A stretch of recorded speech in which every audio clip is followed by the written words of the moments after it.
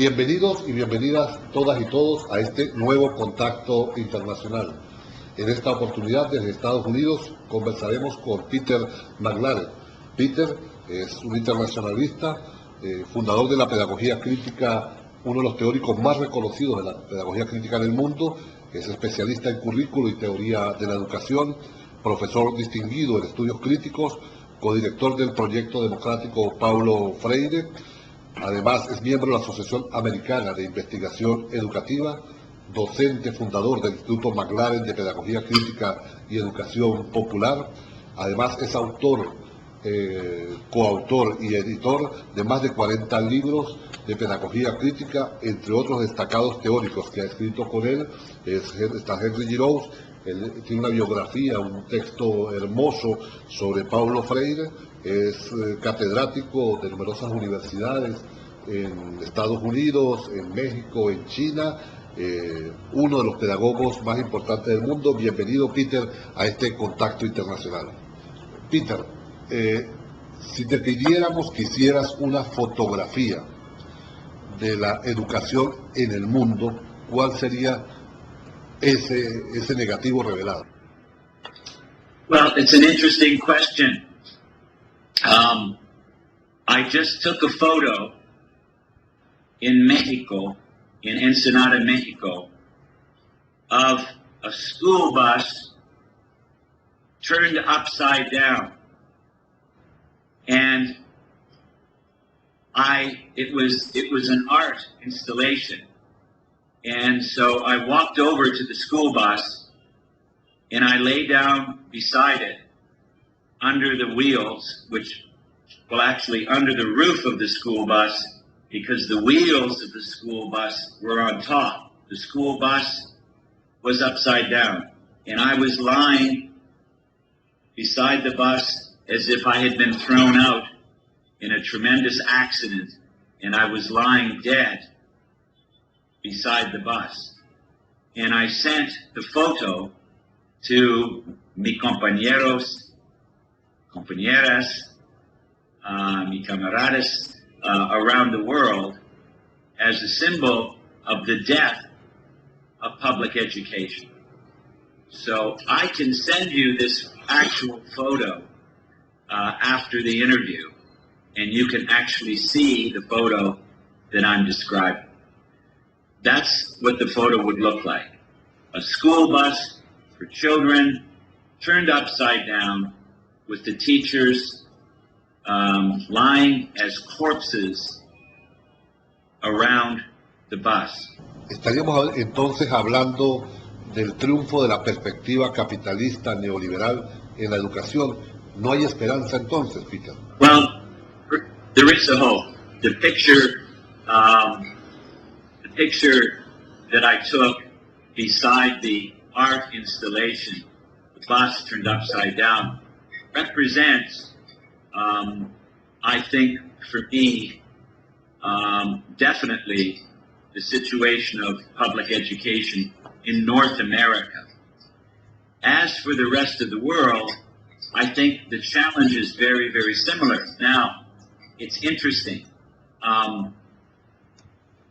When I'm asked about hope, esperanza, when I'm asked about possibilities of change, I have to say that those possibilities can only come with the transformation of neoliberal capitalism into a new social universe of socialism.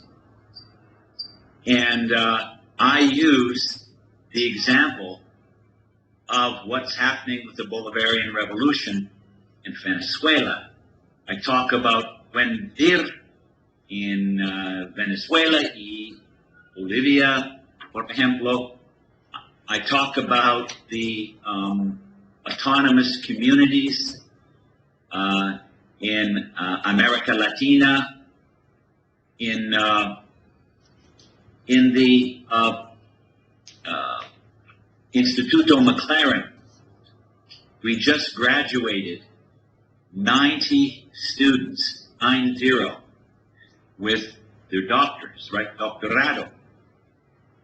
And many of them are from indigenous communities. For instance, the Porratecha. And so in these instances, there's some hope. Precisamente, Peter, a partir de tu experiencia en el Instituto McLaren de México, en el área de formación docente, ¿cómo identificas tú cuáles son los principales desafíos en el área de formación de los formadores para poder defender la educación como un derecho humano fundamental? ¿Qué tenemos que hacer en materia de formación de docentes? Well, the challenges are very, very huge. They're so large they can defeat you psychologically. They're so enormous. They can paralyze you. But we have to resist this paralysis. And in order to resist this paralysis, we need to point to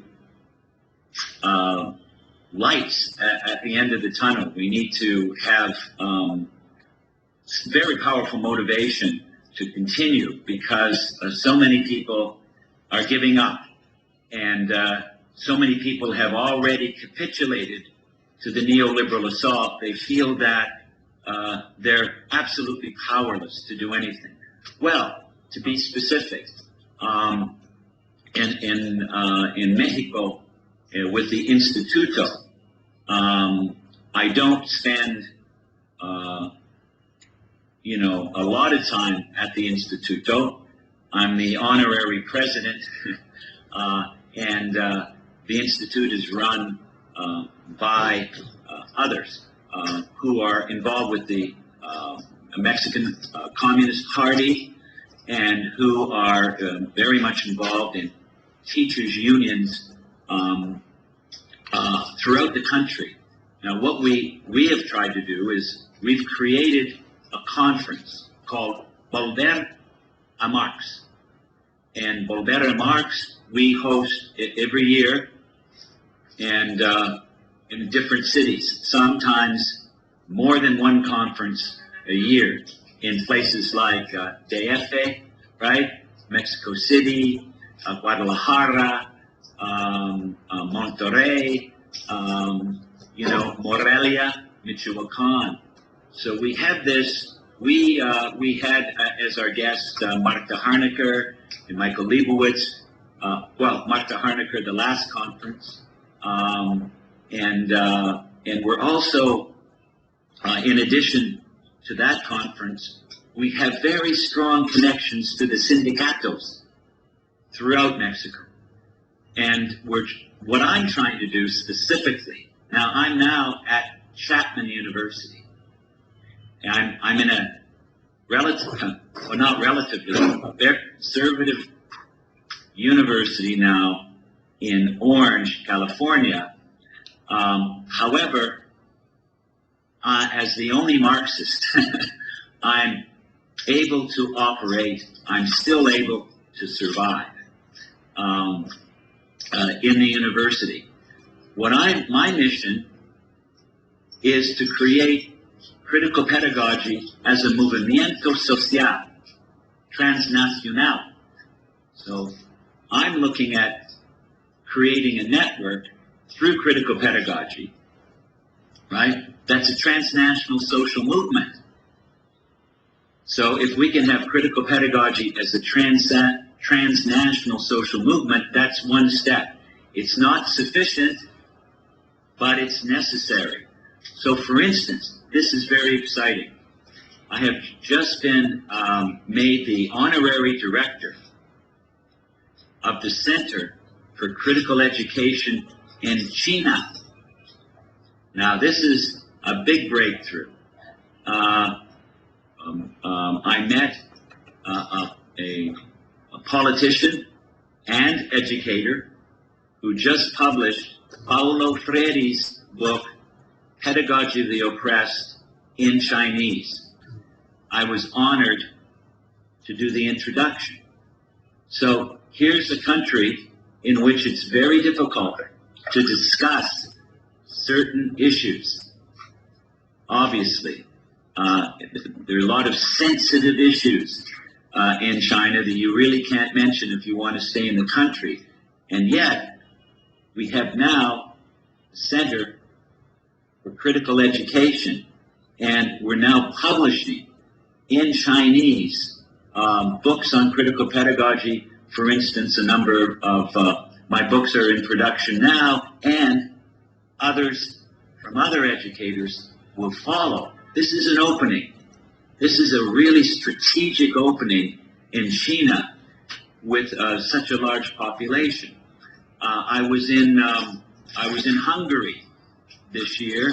I was in India this year, and we're trying to create more Marxist organizations in the universities. So I see, and right now India is in a terrible position with the new president, Modi, who is a hyper neoliberal. So these are things we're attempting to do. I want to look at, if neoliberal globalization is transnational, any effort that we make to defeat it must also be transnational. And so I see myself as attempting to develop a network, a transnational network of teachers, educators, scholars, and activists. We can only hope for the best. Peter, compartimos la esperanza por el socialismo. Sin embargo, el socialismo, dicho solo como un bloque, intimida a algunos, porque precisamente la teoría crítica y la pedagogía crítica insurgen contra un modelo de socialismo autoritario. Well, this is a great question. It's interesting.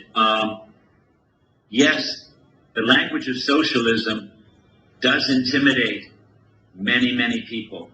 I've even found that to be the case in places like Colombia.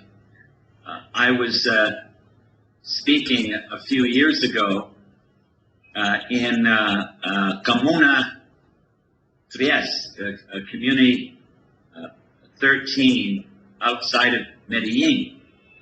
And the teachers there invited me to their school, which was called, at that time, La Independencia.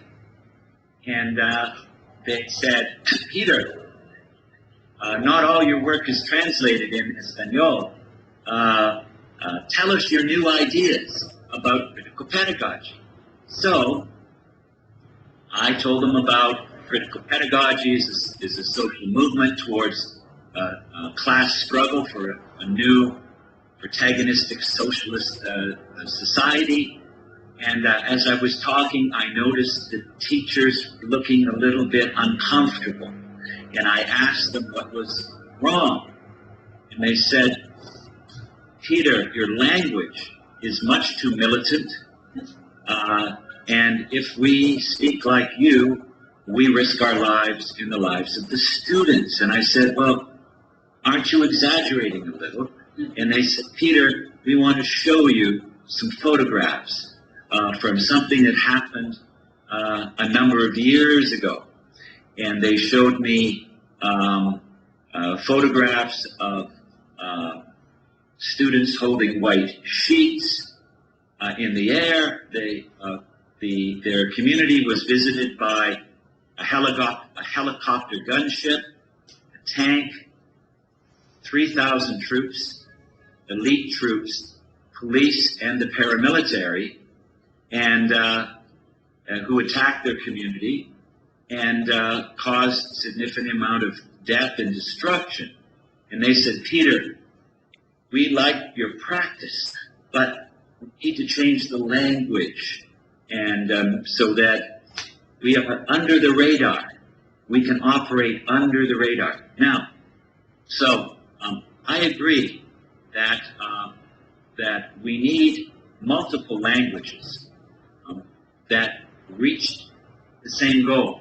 If I'm talking to a militant sindicato, I can use the language of socialism and socialist struggle. However, in Estados Unidos and las entrañas de la bestia, here, I use the language of ecopedagogía. Now, ecopedagogía has been developed by some of my students, my former students, who are now professors, and they are at the cutting edge. And they, at the beginning of the development of ecopedagogía, they were avoiding the question of capitalism and neoliberal capitalism. I think my contribution has been to emphasize neoliberal capitalism and the struggle for socialism in eco-pedagogy.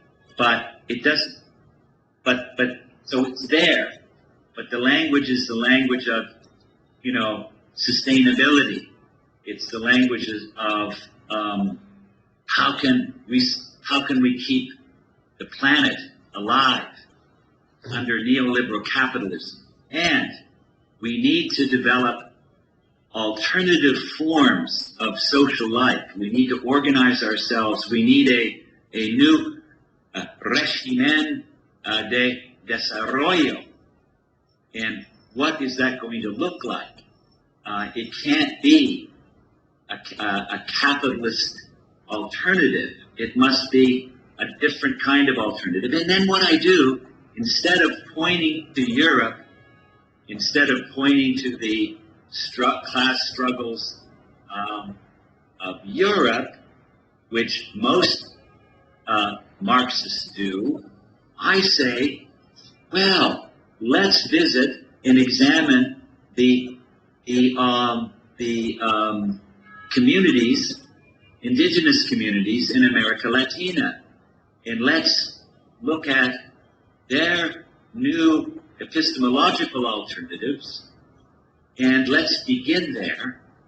And that raises very important questions and challenges to capitalism in Estados Unidos without using the Marxist language, which frightens people.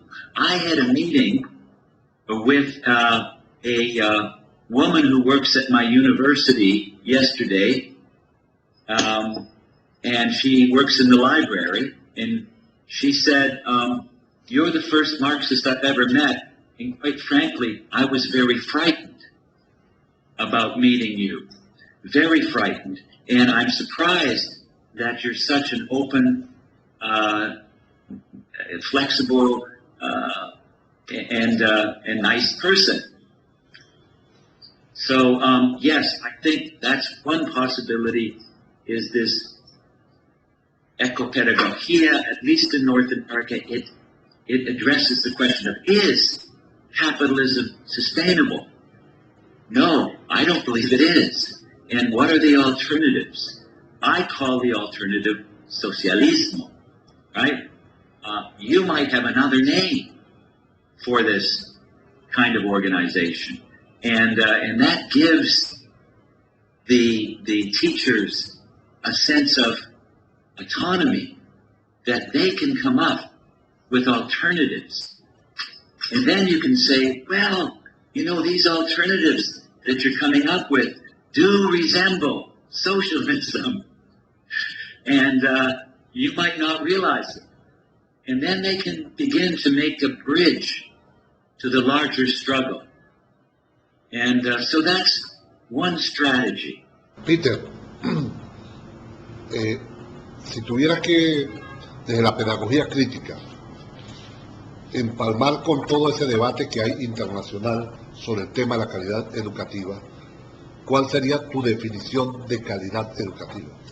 For me, all education has to be founded on the principle of alleviating unnecessary suffering.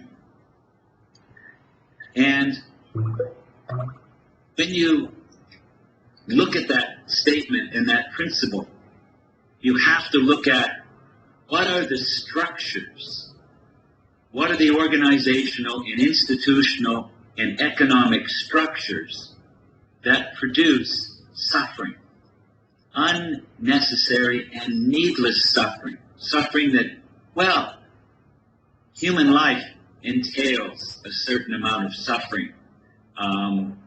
We understand that, but I'm talking about unnecessary suffering and pain, loss of dignity, and living in situations in which you're humiliated, and in which your creativity has been taken away from you, your voice has been taken away from you. So we need to identify those structures. I call them systems of mediation.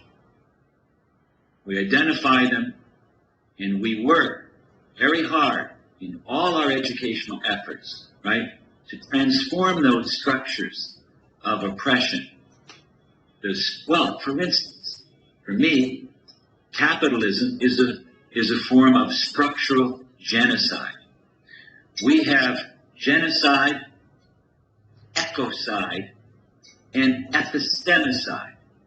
Well, we know what genocide is. I was in India recently, where 100,000 farmers have committed suicide because, just over the last few years, because they can't afford to purchase the seeds from the agricultural corporations, and they've chosen to kill themselves, to take their own lives. I met a group of Indios in Mexico. Well, this group, I didn't meet them personally, but the Director General Sergio has met this group who have chosen not to reproduce themselves. They want to become extinct. And when they were asked why, they said life is too difficult and humiliating for our people, and we've chosen to not reproduce and to let our tribe die. So, now, that's genocide. Ecocide. The planet is dying. It's dying. The cities, my God, in Beijing, for instance, some of the planes couldn't land because they couldn't see the airport. My wife is from China. She's from a very poor village in northern China. Last winter, for a short time, they could only see in her city 8 inches, that far, because of the pollution. You had to walk with your hand out, with your arm extended, in order not to bump into anything. So and then just look at the species that are dying. Just look at the pollution that's unbelievable that people have to live in. So that's ecocide. Then there's epistemicide. Epistemicide is the destruction of knowledges from the original pueblos, destruction of languages and understandings and communal knowledge that is very valuable in helping us understand how to live in harmony on the earth.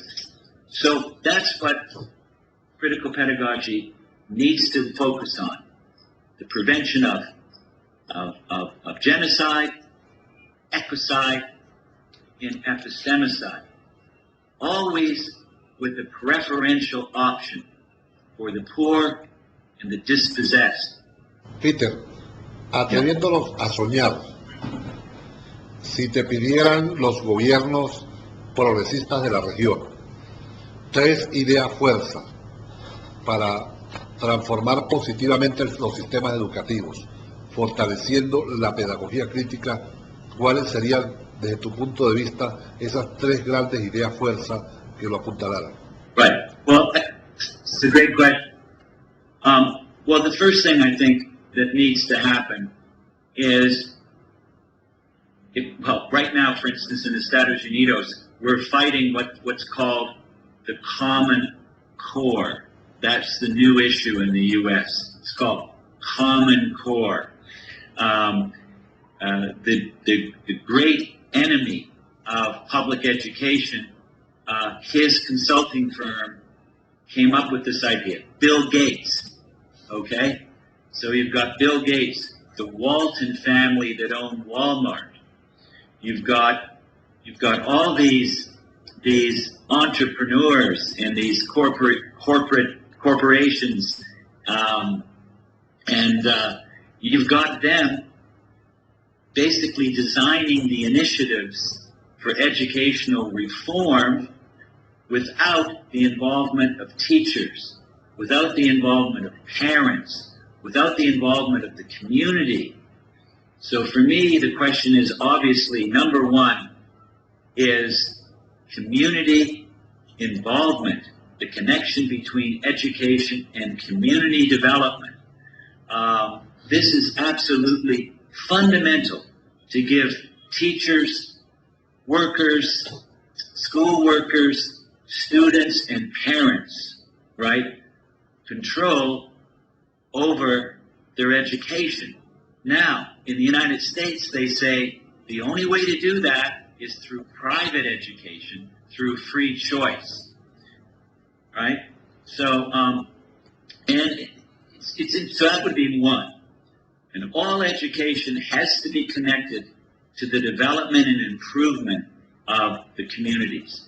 Now, there can be the local community, there can be regional communities, and there can be national communities and international communities. So that's very, very, very fundamental. Secondly, that education cannot be driven by issues around economics. It can't be driven by capital, right? President Chavez talked about that. He talked about social quality, right? In the United States, we have something called total quality management. It's an economic model and a business model that rules education on issues of efficiency, right, etc. Okay, so third would be the question of how do we evaluate students? I would get rid of high-stakes testing of students completely. I would get rid of national examinations. I would get rid of the link between education and what's going on with the World Bank and the International Monetary Fund. Now we have, of course, a new bank, right, with Brazil, China, etc., right? You've heard of that, right? The BRICS. Who's to say the BRICS might not do the same thing? It might just be, if they're going to survive within capitalism, they're going to have to follow the model of the same essential model of the World Bank. This absolutely has to be changed. It has to be eliminated. All educational directives have to be creating, right, freely associated labor and creativity. That cannot happen under neoliberal capitalism. Here's the issue. Look, in every country that I've visited, everyone talks about educational reform.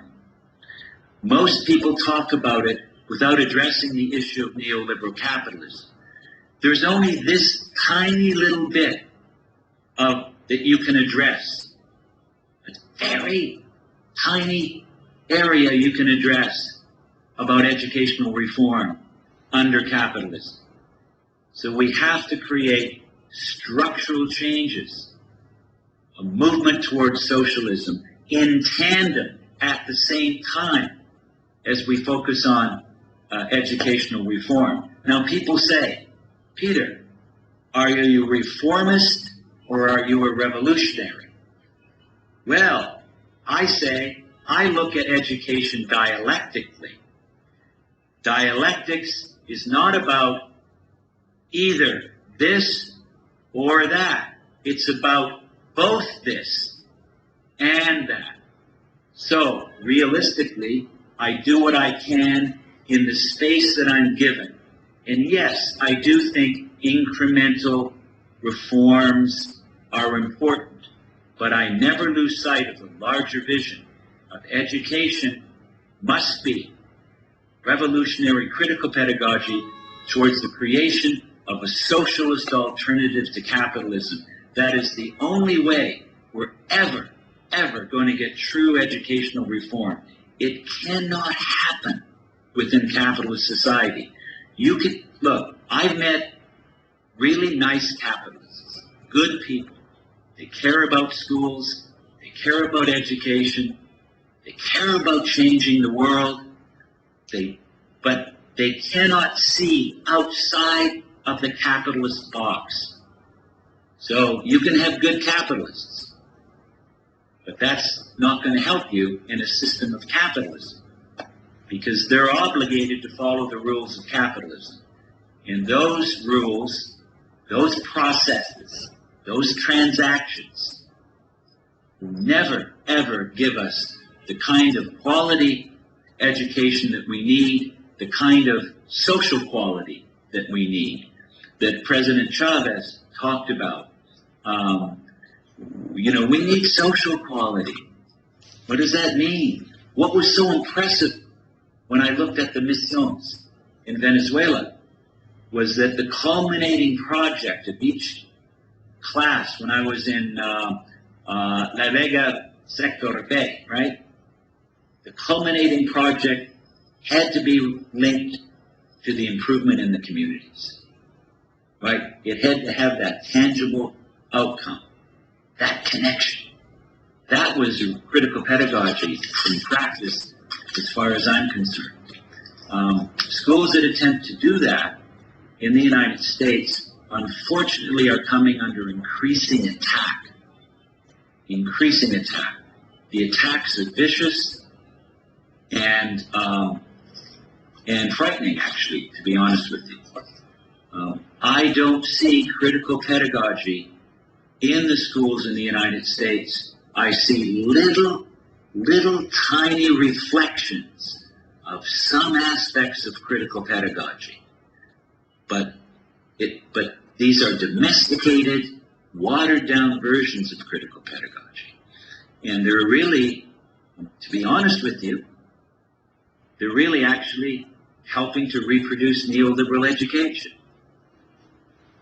Right? They are, in a way. They're not. Any education that doesn't challenge the basic premises of the structure of violence in capitalism is going to strengthen capitalism.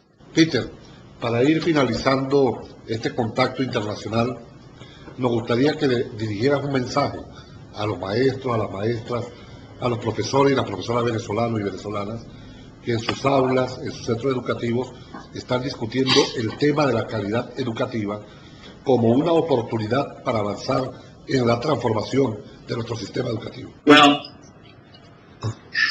we live in a world in which multiple worlds intersect, right? And while I am not optimistic that we will see major transformations in education worldwide in the near future or even in the distant future, I still remain hopeful. I think we have to live with hope, but hope is meaningless and facile unless it's conjugated and accompanied by struggle, by class struggle.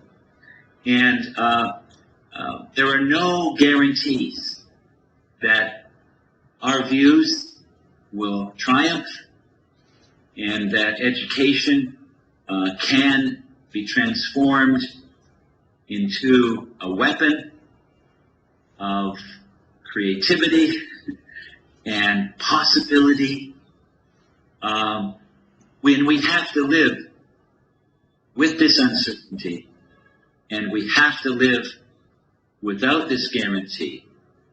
But we do this because we're part of the movement of history, and we're agents of history, and we cannot forfeit our agency. We can't give that agency over to the capitalists. They want us to feel a resignation. They want us to feel defeated, and we have to keep our spirits strong. In order to do that, we have to, we have to communicate with each other, and we have to develop a revolutionary consciousness, a militancy, a comradeship.